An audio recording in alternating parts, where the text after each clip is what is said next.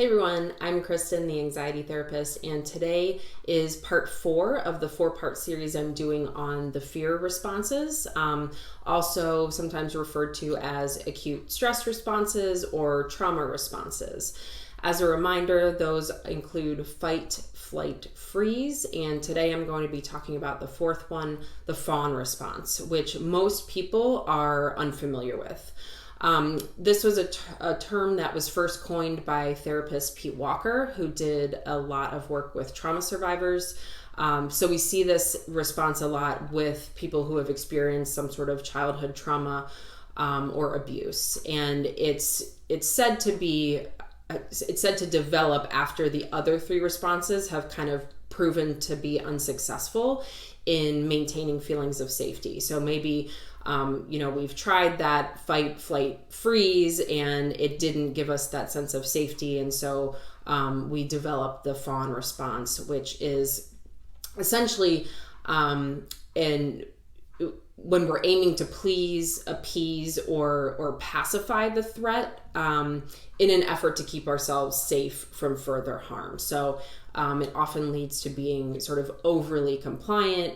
In childhood, you may have learned that being helpful and agreeable was sort of your only way to maintain a sense of safety, whether that's emotional or physical.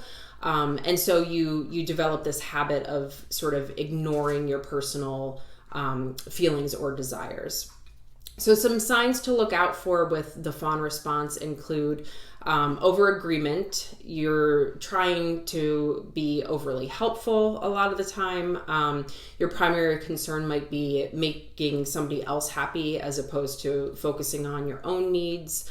You have a really hard time setting boundaries or saying no to things. You might have an over-dependence on other people's opinions.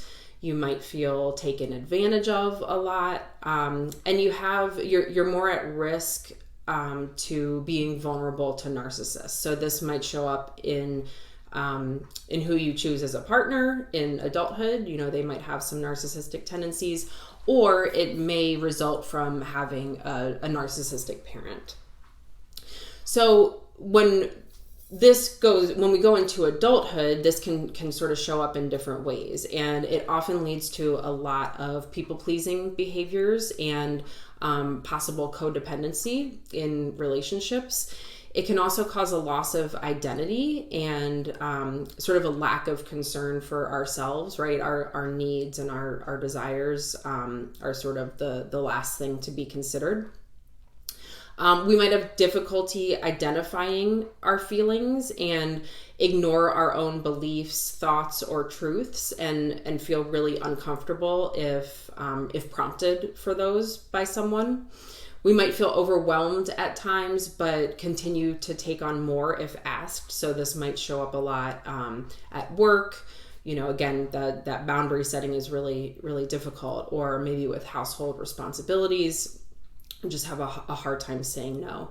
And then finally, you might actually experience disproportionate reactions to strangers. So, you've sort of kept your feelings in and internalized those for so long, and it doesn't feel safe to express those to the important people in your life.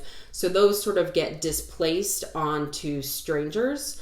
And so we might find ourselves, overreacting to a situation that wouldn't otherwise be very triggering. That might seem pretty benign, to most people. So if any of this resonates with you, and a lot of the clients I work with do experience the Fawn response a lot. They tend to be people pleasers and kind of have a hard time setting boundaries, then feel free to ask a question or leave a comment, or, if you feel like this is something that I could help you with, definitely reach out. I offer free 15-minute phone consultations, and we can see if we're a good fit to work together. So I hope you found this video helpful.